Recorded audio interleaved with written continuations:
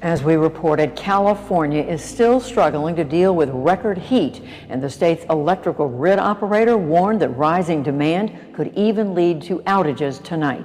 But to California now, where the state is going from one weather extreme to another, including a historic heat wave. The heat is particularly challenging right now, but the drought and the high temperatures could be putting California at higher risk for flooding and other complications from superstorms down the line. A recent study suggests the Golden State must also prepare for a large flood event. So for the Bay Area, I think we've been kind of living through some of these changes with the more frequent droughts, drier and hotter spring to fall periods. We've been noticing the longer fire seasons. But at the same time, even with persistent drought, high impact, fewer storms. This was a storm that set a record for atmospheric water vapor. The California heat wave is stretching into its 8th straight day. Multiple wildfires are burning across California as firefighters battle the flames along with the brutal heat. Now more on that record-breaking temperatures today in Long Beach, where it hit 108 degrees by the ocean. In the Southern California mountains, another wildfire exploded in size. And then look at this scene on social media. Wind and rain pummeling this backyard patio and pool. All of it catching people off guard this Labor Day weekend. Salt Lake City and Fresno, California had their hottest September days ever. The brutal heat is straining California's power grid, and power companies are pleading with the public to conserve energy. Droughts becoming more persistent, as those climate change models were suggesting would happen, ongoing across California with increasing drought frequency and intensity. The historical context of what we can see in a high impact event versus one now in a climate change present and future. We have an increase in atmospheric moisture, which powers up higher rain rates and higher snow levels. It's weather whiplash on the West Coast, from raging wildfires to flooded freeways. But massive fires in Northern California and Oregon are still burning. The explosive Mosquito Fire north of Sacramento is now the largest in the state, sending a plume of smoke and ash 40,000 feet in the air.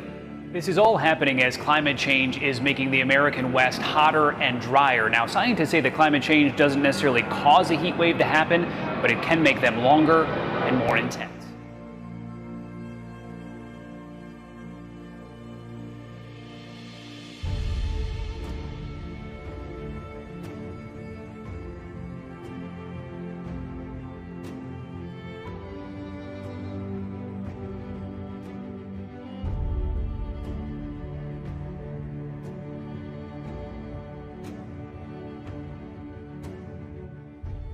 You know what, Casey, we just want to let people know we are hearing about an earthquake, another one, not a big one, but people are waking up. You might feel this.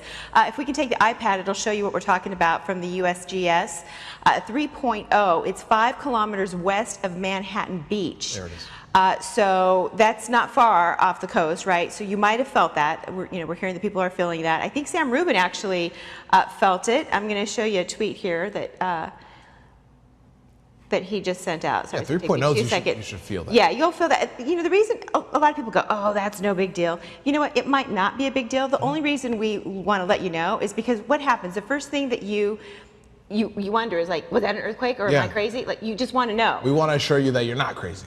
There was one, so he felt it. He says it's 2.5-ish. He kind of knows it's a 3.0, so he felt it. Medium-sized shaker, Manhattan Beach. He was pretty close. 11, yeah, pretty close. So this is according to the USGS. So we will keep you posted if we hear or feel anything else. But if you're just waking up, if that woke you up, it was an earthquake. Now go back to sleep. No, I'm just kidding. It has been a most unusual week. Check this out. The skies literally turned green last night in Sioux Falls, South Dakota. Kind of looks like something out of a movie or a sci-fi flick. Happened right before severe weather slammed the area. Tomorrow we're taking a look at a rather unique phenomenon. And this is a situation where the sky actually turned green. This was in South Dakota earlier this week. Pictures on Facebook of that. Many viewers sent us pictures of the green clouds, according to meteorologist Scott. Now, a green sky is extremely rare and not completely understood. Well, very bright meteor, or maybe just a piece of space junk burned up and could be seen over much of Texas last night. Several reports on social media, people seeing this. From North Texas down to Houston, Armando Pena Jr. captured this video of the fireball in Hutto, north of Austin, about 10:20 last night. Some people between Austin and San Antonio reported actually hearing it. One reported it shook a house south of Austin. It was either part of the Delta Aquarid meteor shower that peaks this week or space junk, maybe just part of an old satellite. But even climate scientists are surprised by the intensity.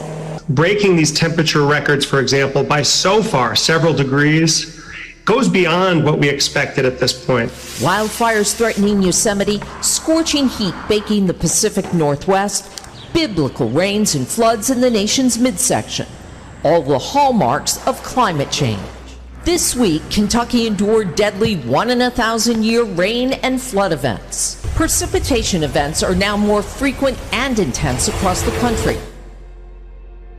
A state of emergency has been declared in that area of California. The blaze has grown fast since Friday. Explosive and extreme, engulfing thousands of acres of woodland. Hundreds of firefighters struggle to tackle the blaze with help from above. But as temperatures continue to soar, intensified by years of extreme drought, there's concern things will only worsen over the months ahead. To try to put out what a spokesperson told me is one of the largest fires in this area's history. We're right here on the Czech-German border in this beautiful, pristine, natural wilderness, national park that's a huge draw for tourists. Europe has been burning. It's a record-breaking fire season across the continent. In Spain, the sun-baked land is a tinderbox, allowing the fires to spread, but the records go beyond fire. The climate in Spain is the driest it's been for over 1,000 years. And here, in the centre of the country, in Castilla-La Mancha, the land has never been lush and the water has always been in short supply. Yet it's clear we're seeing the impact of climate change. Water's actually getting scarcer, with tensions growing between local farmers desperate to maintain their livelihoods and those trying to protect the natural environment. Now, an ecological disaster that has puzzled scientists from Poland and Germany for weeks now. An environmental catastrophe. Tons of fish have been washed up along hundreds of kilometers. It's been called an environmental catastrophe of unprecedented scale. Tons of dead fish washing up in the River Oder between Germany and Poland. Poisoned by a so far mystery pollutant. Tons are washing up in the river, which helps form Germany's border with Poland. Johannes Giebermann is an environmentalist who lives in this area. He's been documenting the crisis from its beginning. I've never seen so many dead fish in my life. Something unheard of for people living here. I have been fishing here for 40 years and have never experienced anything like this on this scale. It gives me goosebumps when I see how many dead fish there are here in the Oder. Official advice is for people to stay away from the river while the authorities establish what is killing the fish. As of today, no water tests have confirmed the presence of toxic substances. There has never in my life been such an occurrence that so many fish died over such a short time. Unusual oxygen levels of very low water levels. Now, we're learning about a strange situation at an Illinois creek. Residents near Clear Creek have reported a large amount of dead fish. The creek flows through Clark and Edgar County. It's happened again, another dead fish spill on a local beach. This isn't the first time it's been a health problem for people who want to enjoy their summers on the sand. People tell me they started noticing the dead fish about 7:30 this morning. This time, though, it was not just menhaden. There were larger fish species involved as well. It seems like an unmitigated environmental disaster. Beth Deal and her family are visiting from Roanoke. She was surprised by what she saw this morning on the beach at Kipta Peak State Park. Birds everywhere. And then a few minutes after that, we just saw thousands of menhaden floating towards the beach. We started seeing just thousands of dotted fish in the ocean. We're in the heart of summer, and the one thing on your mind is getting in the water and cooling off. There's a few things you want to keep in mind before you bring your family to the beach. Piles of dead alewives, tiny silvery fish are lining the beaches of Lake Michigan, rolling in wave by wave. The die-off we have this year is probably in the millions. No issues with, pollution or anything in Lake Michigan. It's probably the cleanest it's been. This year, the reports and the piles keep growing, and it's a little bit more than the years past. Hitting historical highs upon invasion. Well, Europe is battling extremes of fire, flood and drought all at the same time. Meteorologists there say Europe's conditions could be worse than they've ever been in more than 500 years. The latest in a series of fierce heat waves has moved into the U.S. Northwest, and violent storms and drought are ravaging parts of Europe and Asia. A sea of flames washes across a national park in central Portugal. 140-mile-an-hour winds hit the island of Corsica, just off the coast.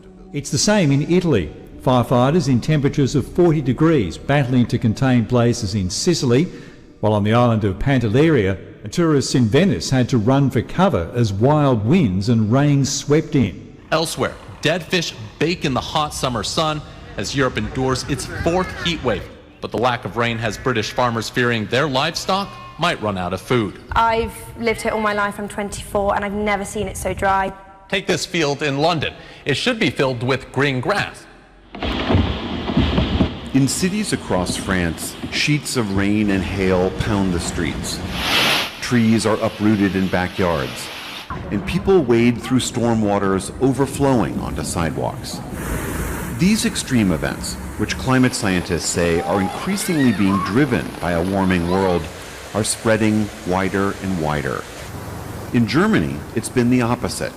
An extreme drought has shrunk some of the nation's major rivers. Such is summer in Europe that's been marked by record-breaking extreme temperatures. And the continent's worst drought in years, perhaps centuries, has pushed water levels so low on the Danube River in eastern Serbia that more than 20 warships from World War II have been uncovered. In their holds, thousands of tons of ammunition. Over 4,000 miles away in China, another drought is underway. Facing months of heat waves, residents of Chongqing in the Sichuan province say the wind now just blows heat. I feel like I'm standing on a gas stove. The Yangtze River has shrunk to half its normal width. We could hardly imagine at the moment that we're speaking apocalyptic scenes which took place this morning, the only witnesses to the violence of the elements. It has seen it all. What's left? On the 17th of August, even hailstorm fell on parts of France.